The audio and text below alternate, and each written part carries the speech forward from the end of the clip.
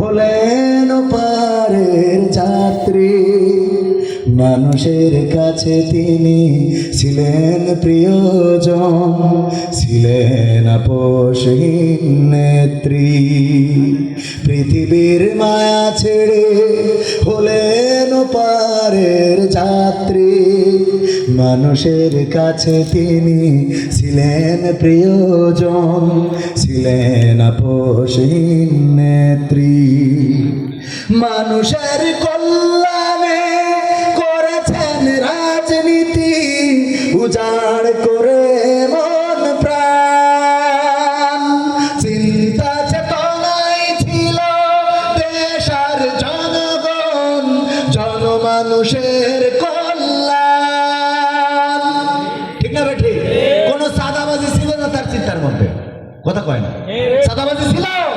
এখন যারা চাঁদাবাজি করে তারা এই নেত্রীর আদর্শের লোক নয়, জিয়াউর রহমানের আদর্শের লোক নয়, তারা ফ্যাসিস্টের দোসর, তারা চাঁদাবাজি করে এই বাংলাদেশকে কলঙ্কিত করতে চায়। বলেন ঠিক কিনা? মানুষের কল্যাণে করেছেন রাজনীতি, উজাড় করে মন প্রাণ।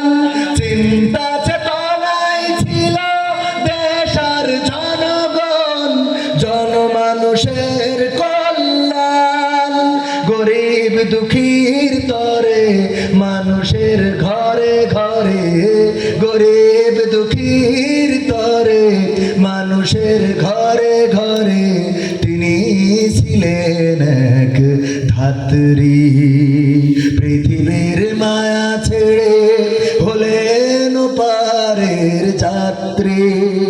মানুষের কাছে তিনি ছিলেন প্রিয়জন, ছিলেন আপোষহীন নেত্রী। আলেমের প্রতি তার ছিল ভালোবাসা, করত অনেক বেশি সম্মান। এ কথা কেউ অস্বীকার করতে পারবেন কেউ? আল্লামা সাঈদীর পক্ষে তার বক্তৃতা আছে না নাই? শহীদ মতিউর রহমান নিজামী, শহীদ কামরুজ্জামান, আব্দুল কাদের মোল্লা, সবার পক্ষে তার বক্তৃতা বিবৃতি আছে না নাই? তখনকার সেই পুতুল ট্রাইব্যুনালের বিরুদ্ধে বক্তৃতা